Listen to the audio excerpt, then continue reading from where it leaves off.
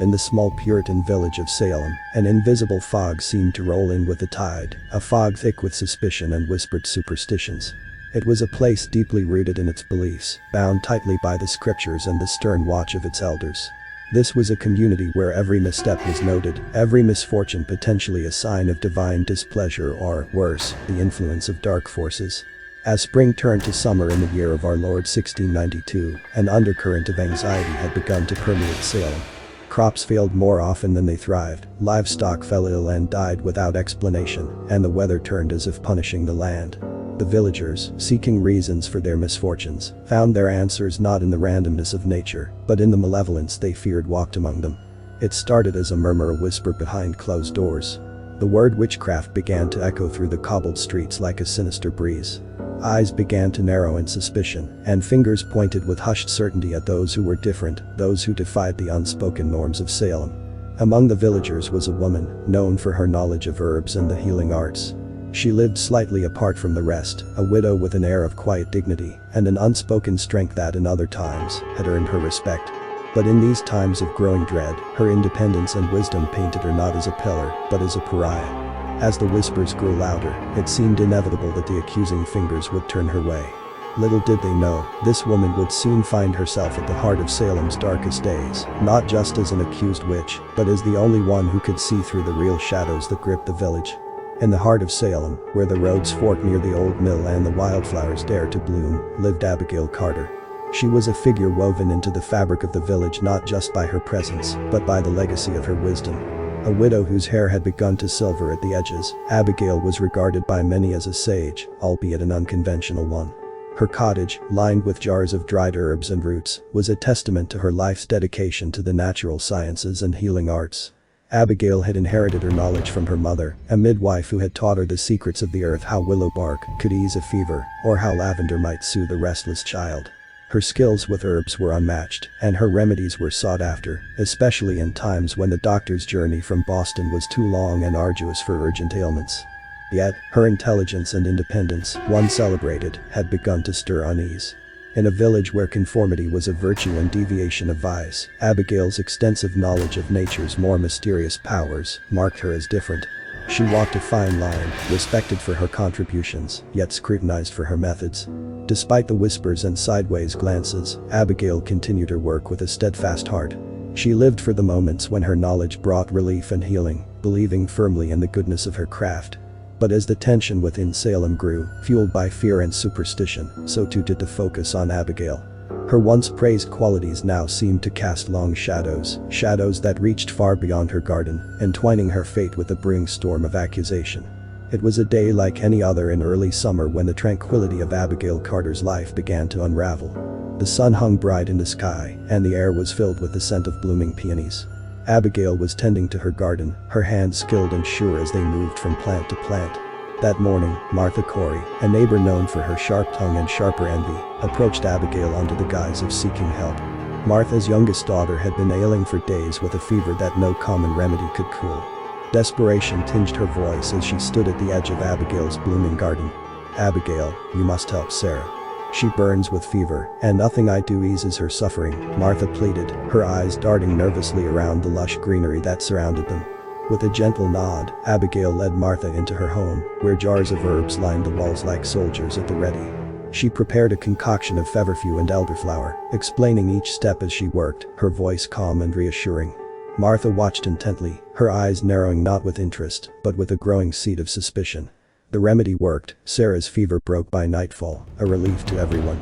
Yet, instead of gratitude, Martha's heart brewed a toxic mix of jealousy and fear.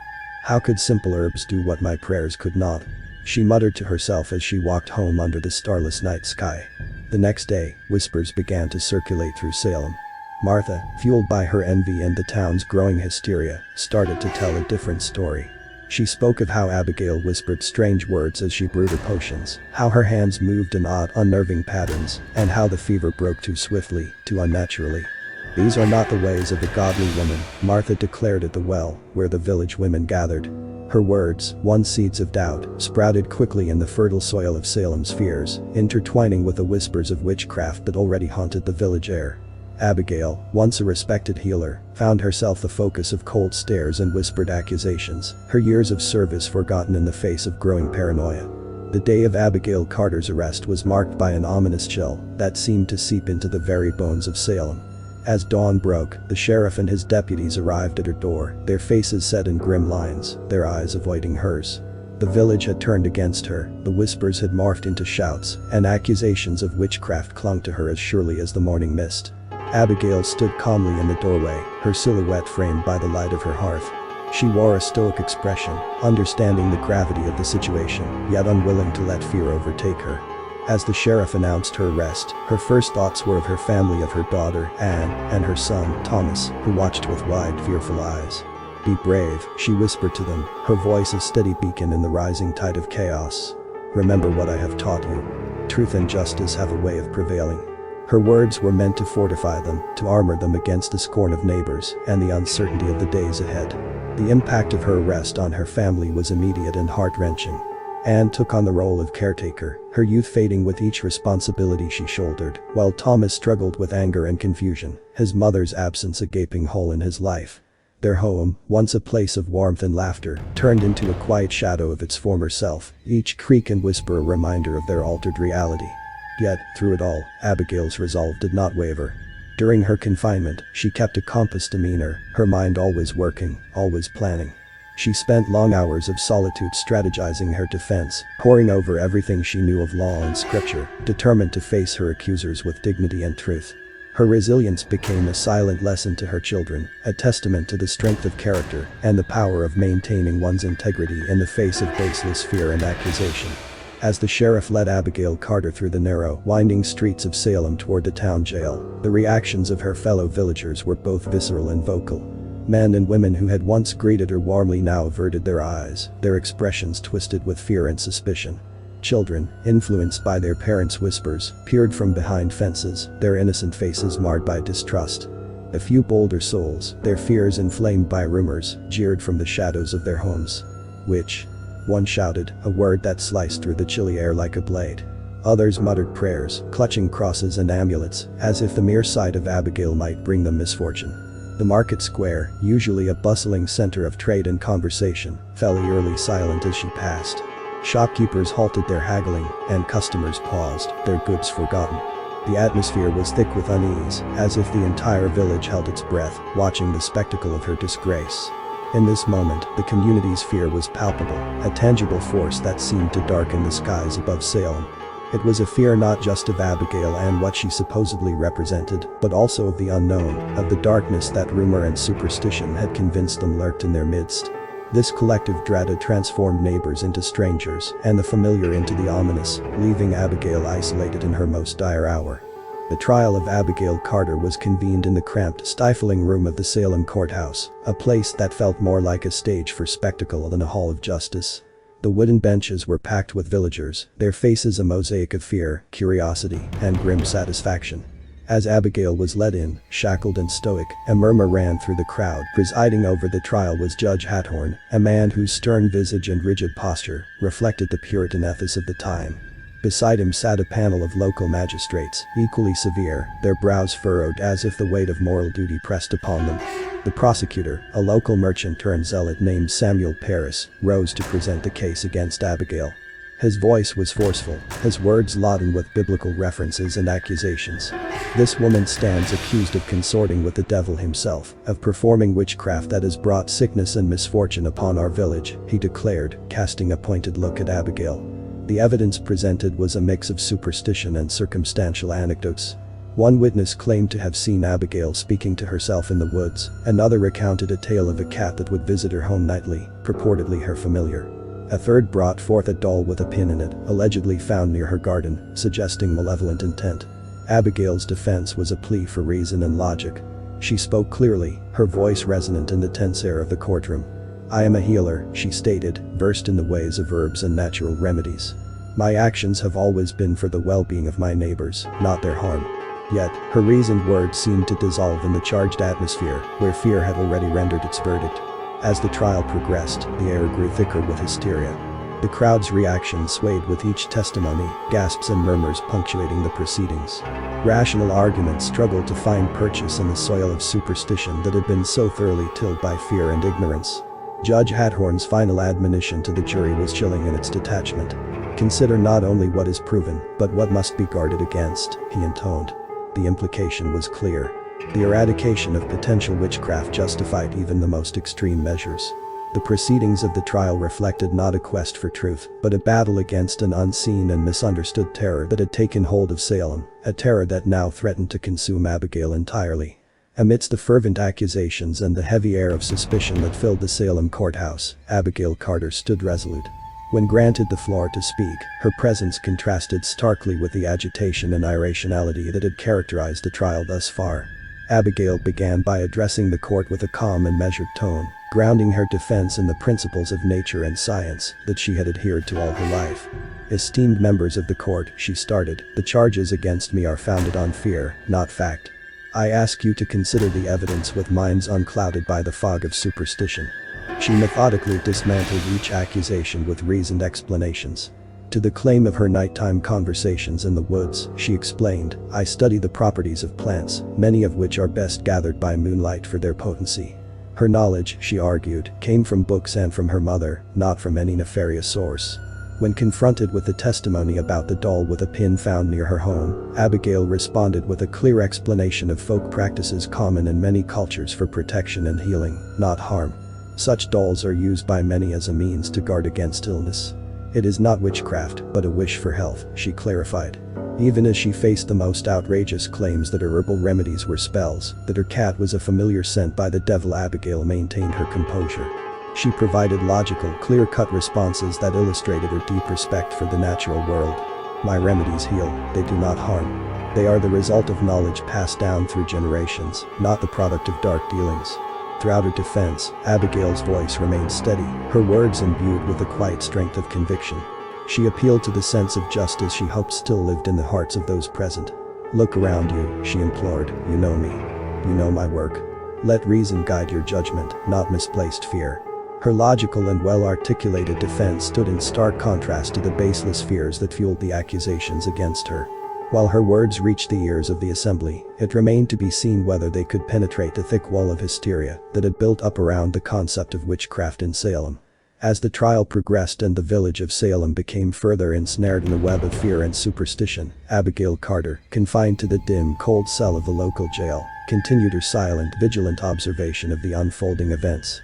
Even in her dire situation, her mind, honed by years of discerning the subtle signs of nature, began to notice anomalies in the behaviors and events around her, patterns that went unnoticed by the frenzied villagers. Late one evening, as a storm raged outside, casting flickering shadows across her cell walls, Abigail overheard a conversation between two guards. They spoke in hushed, urgent tones about recent misfortunes in the village, crops failing at an alarming rate, livestock perishing without clear cause, and sickness spreading faster than ever. Their words hinted at something more than mere coincidence or divine wrath. Driven by a mixture of intuition and desperation, Abigail began to piece together evidence from her isolated observations. She recalled the unusually aggressive behavior of the animals before they died, the strange, almost toxic odor that lingered in the fields, and the rapid onset of illness in perfectly healthy villagers. Using the knowledge she had accumulated over years, Abigail hypothesized the presence of a potent natural toxin, perhaps introduced into Salem's environment by a contaminated water source or a blight brought on imported crops. This real, tangible menace was causing the very afflictions attributed to supernatural witchcraft. Determined to expose this true threat, Abigail requested a meeting with the magistrate under the pretense of a confession. In the stark, shadowed confines of the meeting room, she laid out her findings before a skeptical audience. "You seek a witch among us when the real curse lies beneath our feet and in our fields. We are poisoned, not bewitched," she declared, presenting a rational explanation backed by observable facts and her extensive knowledge of natural sciences. Her revelation introduced a new tension into the trial, suggesting that the true darkness in Salem was not the work of any witch, but a more mundane and yet more dangerous reality. As she spoke, the seeds of doubt were sown in the minds of some villagers, leading them to question not just Abigail's guilt, but the very nature of the calamities they faced. Within the confines of her dimly lit cell, Abigail Carter's mind raced against time. Knowing that her discovery of a natural toxin could shift the perilous tide of superstition engulfing Salem, she devised a covert plan to further investigate and potentially mitigate the hidden menace. Her efforts had to be discreet, orchestrated from behind the bars that held her. Abigail began by cautiously communicating with her daughter, Anne, during the sparse visitations allowed.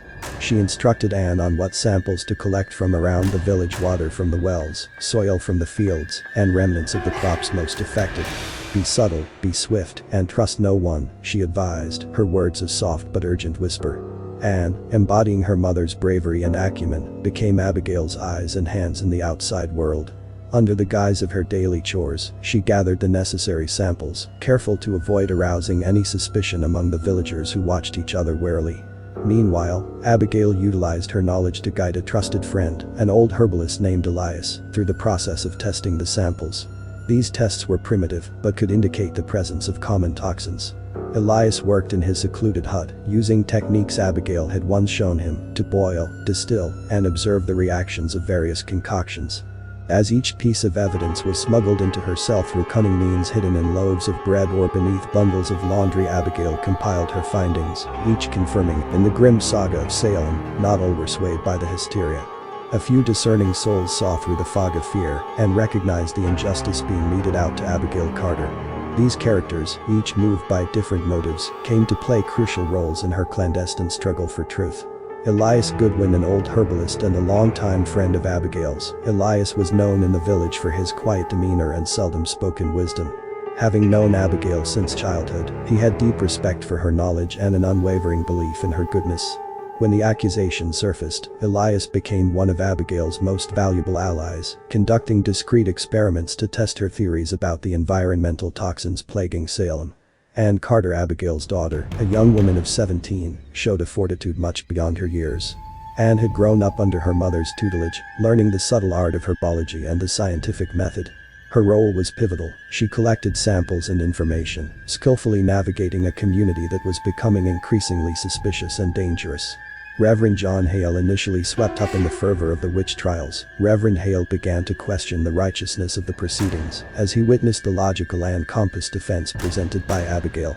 His faith, deeply rooted in the pursuit of truth, eventually led him to covertly support Abigail's cause, providing spiritual solace and occasionally diverting the attention of other villagers to facilitate her investigations. Mary Sibley, a widow who lived on the outskirts of Salem, Mary had always been viewed as somewhat eccentric, her independence making her a subject of gossip. However, her position as an outsider gave her a unique perspective on the hysteria gripping the village. Identifying with Abigail's plight, Mary used her peripheral status to gather rumors and insights from those who might not speak freely around others more integrated into village life. These individuals, connected by their belief in Abigail's innocence and their shared skepticism of the prevailing madness, formed a network of support that was vital to her defense. Each carried out their roles with a sense of urgency and secrecy, understanding that the stakes were not just Abigail's life, but the integrity of their community. Their quiet acts of bravery and intelligence under pressure were rays of hope in the dark times of the Salem witch trials. As the witch trials in Salem intensified, the hidden network supporting Abigail Carter faced not only the external pressure of a community gripped by fear, but also the internal dynamics of trust and suspicion that threatened their fragile alliance. A fraught meeting at Elias's hut. One chilly evening, under the guise of needing more supplies for his herbal work, Elias arranged a clandestine meeting with Abigail's supporters. The small, dimly lit hut, usually filled with the smells of herbs and wood smoke, tonight buzzed with hushed, urgent conversations. Elias, Anne, Reverend Hale, and Mary Sibley gathered around a rough wooden table scattered with vials and parchments.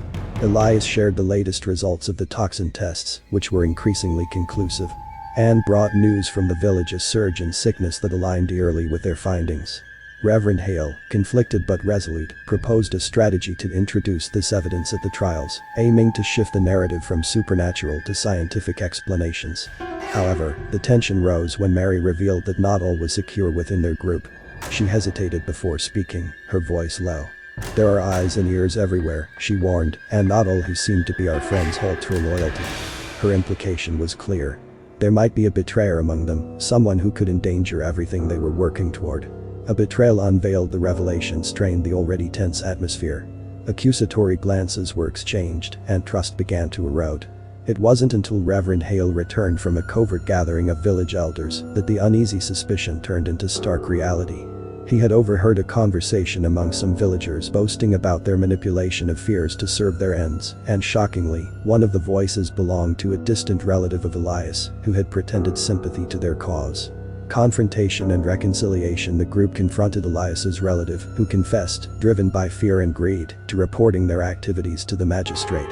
The betrayal cut deep, especially for Elias, who felt a personal affront.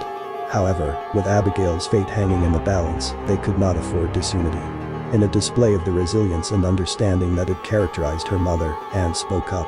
"We must not let fear divide us as it has divided the village," she urged. The group, shaken but not shattered, realigned their focus on the larger goal to save Abigail and end the madness that had overtaken Salem. Through these interactions, the plot deepened, weaving a complex tapestry of human emotions and motivations. Alliances were tested and betrayals revealed, adding layers of suspense and drama to the ongoing struggle within the village. The path was fraught with dangers, but their resolve to uncover the truth and restore justice was now more determined than ever. The atmosphere in Salem's courthouse was charged with tension on the day that would mark the climax of Abigail Carter's trial. The room was packed, the air thick with anticipation and the heavy breaths of the assembled villagers. Outside, a storm loomed, mirroring the tempest within the walls of the courtroom. As proceedings began, Judge Hathorn's gavel struck with a finality that silenced the murmurs and shuffling, focusing all attention on the center stage of this grim drama. Abigail stood before the court, her posture erect, her expression serene yet resolute, embodying a strength that seemed at odds with her precarious situation. The prosecution made a fervent final plea, summarizing the accusations and the so-called evidence with a zeal that seemed to stretch the very fabric of reality. Samuel Paris, eyes alight with a fervor that bordered on fanaticism, pointed at Abigail, declaring her a servant of darkness, an agent of chaos in their midst. Then it was time for the defense to present its closing arguments. Reverend Hale stepped forward, not just as a clergyman, but as an unexpected advocate for reason. He spoke eloquently about the lack of concrete evidence and the dangers of allowing fear to dictate justice. His words, carefully chosen and delivered with passionate precision, aimed to sway the hearts and minds of the jury and onlookers. Amidst this verbal volley, Anne, with a bravery that echoed her mother's, presented the findings collected by Elias, the results of their secret tests.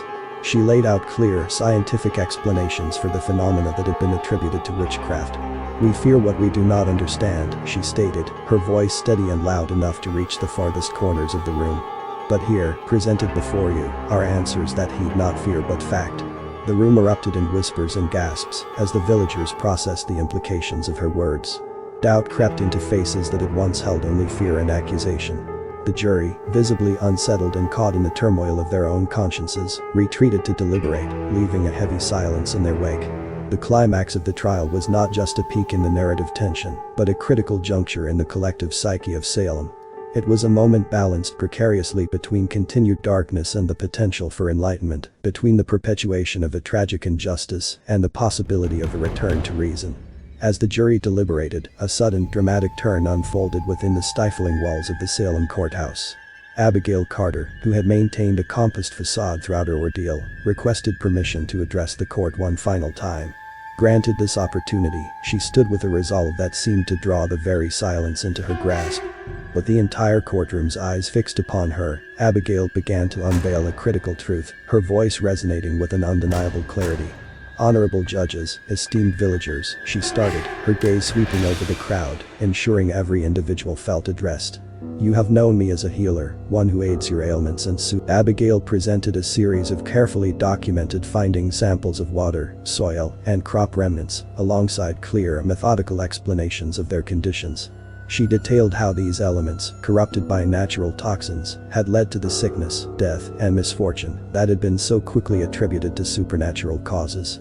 The courtroom, initially filled with restless murmurs, fell into a hushed awe as Abigail's knowledge peeled back the layers of fear and superstition that had clouded their judgment. Her presentation included not just assertions, but evidence that even the most skeptical could not ignore, evidence that was scientifically sound and explained the events that had been mistaken for witchcraft. This revelation marked a pivotal moment in the trial and in the history of Salem. It challenged the villagers to confront their fears with reason, to reconsider the roots of their misfortunes through a lens of logic rather than through the shadowy figures of their nightmares. As Abigail concluded her exposition, the storm that had been brewing outside broke, a crack of thunder punctuating her final words. It was as though nature itself was underscoring the gravity of her revelations, lending dramatic weight to the truth she had brought to light. This moment did not just aim to clear her name, but to heal a community wounded by its own unfounded fears. Despite Abigail Carter's compelling revelations and the presentation of undeniable evidence, the deep-rooted fear and hysteria that had enveloped Salem proved too formidable to overcome. The trial, which had briefly flickered with the hope of reason, was soon engulfed again by the dark shadows of superstition and paranoia. After hours of deliberation, marked by heated discussions and palpable tension, the jury returned with a verdict that sent a chill through the courtroom. Abigail, along with several others who had been swept up in the fervent witch hunts, was found guilty of witchcraft. The verdict was met with a mixture of relief and triumph by some, and silent despair by others. The day of the execution was grim, with a heavy fog that seemed to mirror the somber mood of those few who still harbored doubts about the justice of the proceedings. Abigail was led to the gallows alongside her fellow accused, her demeanor compassed, her head held high. She looked out over the crowd gathered, her eyes seeking out the faces of her daughter Anne, Elias, and the few others who had supported her. In her final moments, Abigail spoke calmly to those gathered, her voice carrying clearly in the damp air. "I am innocent of witchcraft," she declared. "Today, you enact not justice, but the very injustice you fear. Remember, truth does not perish in the light of day." Her words, dignified and poignant, were a final testament to her unyielding integrity and courage. The executions were carried out swiftly, and with each drop of the gallows, a silence fell over Salem, a silence that bore the weight of irreversible decisions and shattered lives. The tragic outcome of the trial not only marked the physical end for Abigail and her fellow accused, but also left an indelible scar on the conscience of the village. In the aftermath, the community was left to grapple with the legacy of the trials, a legacy characterized by loss, regret, and an enduring sense of paranoia and injustice. Abigail's execution, though a somber victory for her accusers, became a poignant symbol of the dangers of hysteria unchecked by reason. In the months and years that followed the tragic executions in Salem, the village found itself enveloped not in peace, but in a pervasive, lingering unease. The swift and brutal judgment that had led to the deaths of Abigail Carter and others left a deep rift within the community, one that extended beyond mere regret. As the fervor of the trials dissipated, a reflective mood took hold of the villagers. Families mourned in silence, the empty chairs at their tables, a constant reminder of the cost of unchecked fear and suspicion.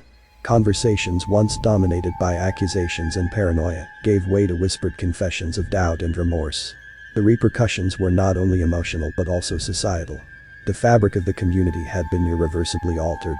Trust, once the cornerstone of village life, had eroded. Neighbors looked upon each other with skepticism, their interactions marked by a cautiousness born of the fear that what had happened once could indeed happen again. Economically, the village suffered too. Salem had been tainted in the eyes of neighboring towns and traders. Commerce slowed, and outsiders hesitated to engage with a community so recently convulsed by such dark events. The once thriving local market saw fewer feet, and the roads, once paths of connection, became borders of isolation. Intellectually, the trials spurred a period of introspection among the more enlightened minds of the community. Educators and clergy, who had either participated in or witnessed the hysteria, began to question the foundations upon which they had built their actions. Some sought to amend the religious and legal guidelines that had allowed such injustices to flourish, advocating for a future where reason would prevail over fear. Historically, the witch trials became a symbol of the dangers inherent in allowing paranoia and injustice to guide governance and law. The legacy of those dark days served as a cautionary tale, discussed and debated in schools and pulpits across New England. In Salem, the memory of Abigail Carter and her final, dignified words lingered long after the dust had settled. Her story, and those of her fellow accused, became lessons of grave import, reminders of the cost when humanity's darker impulses are left unchecked by reason and justice. Years turned into decades, and the events of the Salem witch trials gradually receded into the annals of history, yet their echoes were never silenced. The trials became a somber chapter in American history, often revisited for the stark lessons they imparted about the perils of hysteria, injustice, and the erosion of due process under the cloak of fear. Historians and scholars dissected the trials, presenting them as a cautionary tale of what happens when superstition overrides reason, and when the rule of law is contaminated by paranoia. The trials were studied in educational curricula across the country, serving as a critical examination of human rights and the importance of maintaining judicial integrity. The legacy of those who were wrongfully accused and executed, like Abigail Carter, was revisited through various mediums, books, plays, and films that sought to honor their memory and explore the social dynamics that led to such a tragic outcome. These narratives emphasize the need for vigilance and safeguarding against similar miscarriages of justice. In Salem itself, the trials eventually became a point of reflection that transformed the town into a hub for learning about historical mistakes. Museums and memorials were established, dedicated to the victims of the witch trials. These sites served not only as tourist attractions, but also as educational platforms, offering insights into the dangers of extremism and the importance of evidence-based judicial processes. The story of Abigail and her ordeal also inspired movements for social justice and human rights, highlighting how vital it is for societies to uphold principles of fairness and objectivity, particularly in the face of public pressure and fear. Advocacy groups often cited the Salem witch trials in campaigns against modern-day witch hunts, figurative and literal, which target marginalized groups. As a historical lesson, the Salem witch trials underscored the importance of critical thinking and the protection of individual rights against mass hysteria. They reminded future generations of the destructive power of unchecked fear and the eternal necessity for compassion and understanding in the governance of human affairs. In the quiet of a modern day, as she read, Sarah reflected on the impact of Abigail's legacy. "My great many times grandmother was not a witch, but a healer, a scientist ahead of her time," she mused. She stood firm in the face of ignorance and fear, striving to bring truth where there was superstition. Sarah's research and the contents of the journal had led to a series of lectures and publications aimed at rectifying the misconceptions about the Salem witch trials and advocating for those unjustly accused. "Abigail's story is not just a tale of the past," she wrote in her latest paper. "It is a reminder of the need for integrity and courage in the pursuit of truth, regardless of the personal cost." The personal reflection culminated in a visit to Salem, where Sarah spoke at a memorial service commemorating the victims of the witch trials. Standing before a crowd gathered at the site of the old courthouse, she shared excerpts from Abigail's journal, her words resonating with the collective spirit of reclamation and remembrance. "In honoring her memory, we must strive to be vigilant guardians of justice and truth," Sarah declared. "Let us learn from her heroism and ensure that such injustices never darken our paths again." With that, the legacy of Abigail Carter was not just preserved but celebrated, a testament to the enduring power of resilience and the pursuit of truth in the face of overwhelming darkness. The tale of Abigail Carter and the Salem witch trials serves as a profound study in the contrasting themes of ignorance versus knowledge and fear versus courage. It underscores the perennial human struggle between embracing the unknown through understanding and retreating into the shadows of superstition and paranoia. Ignorance versus knowledge. Abigail's story highlights a pivotal point in human history where ignorance was more than a passive lack of information, it was an active, dangerous force. The ignorance displayed in Salem was not merely about the absence of scientific knowledge, but also about the refusal to seek understanding or accept rational explanations over easier, darker conclusions. Abigail, with her deep knowledge of natural sciences, stood as a beacon of enlightenment, attempting to combat the pervasive ignorance with her insights into natural phenomena. Her struggle illustrates how knowledge, when courageously applied, can challenge the foundations of unfounded beliefs and change the course of lives and communities. Fear versus courage. The witch trials were fundamentally driven by fear of the unknown, of the outsider, of anything that challenged the rigid norms of the time. This fear led to horrific outcomes, demonstrating how easily fear can corrupt justice and community spirit. In contrast, Abigail's courage, her ability to stand firm in her convictions despite the overwhelming opposition, embodies the antithesis of this fear. Her bravery did not stem from a lack of fear, but rather from a profound commitment to truth and justice, highlighting that courage is not the absence of fear, but the resolve to face it head-on. The impact of superstition on human behavior. Superstition in Salem acted as a catalyst for the worst of human behaviors. It turned neighbor against neighbor, seeded distrust, and justified unjust actions under the guise of combating evil. The witch trials provide a clear example of how superstition can lead to a collective abandonment of reason and humanity. It shows that when superstition governs behavior, societies are prone to sacrificing individuals and justice to appease collective fears, often leading to tragedy. Abigail Carter's story, therefore, serves not only as a reminder of the past, but as a warning and lesson for the present and future. It invites us to examine how these themes still play out in modern society, how ignorance still battles with knowledge, how fear can still overpower courage, and how superstition, in various forms, can still influence human behavior.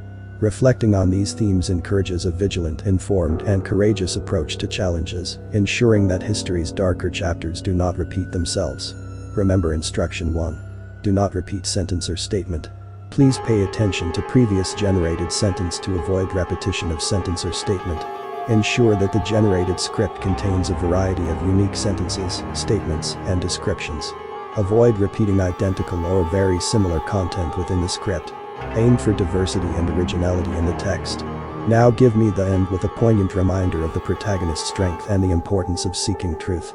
In full chat, final reflection. The enduring strength of Abigail Carter. As the curtain falls on the harrowing tale of Abigail Carter and the Salem witch trials, it leaves us with a poignant reminder of the profound strength embodied by Abigail's strength, rooted not in the physical realm, but in the unyielding courage of her convictions and her relentless pursuit of truth. Abigail's story is a testament to the power of one individual's resolve to illuminate truth in the face of overwhelming darkness and deceit. Her journey, marked by the tireless application of her knowledge against the tides of superstition and fear, underscores the critical importance of truth in securing justice and in guiding societal actions and beliefs. In remembering Abigail, we are reminded of the essential role each person plays in fostering an environment where truth is cherished and upheld. Her legacy encourages us not only to question the veracity of accepted norms, but also to actively seek out and support truth, especially when faced with situations where misinformation and hysteria threaten to prevail. Abigail's strength and her tragic end serve as a compelling call to all of us to stand firm in our quest for knowledge and truth, regardless of the challenges and opposition we might face. It is a call to action that resonates through the ages, urging us to ensure that reason and justice are the pillars upon which our actions and beliefs rest. Thus, as we reflect on the lessons of Salem and the indomitable spirit of Abigail Carter, let us commit to being vigilant defenders of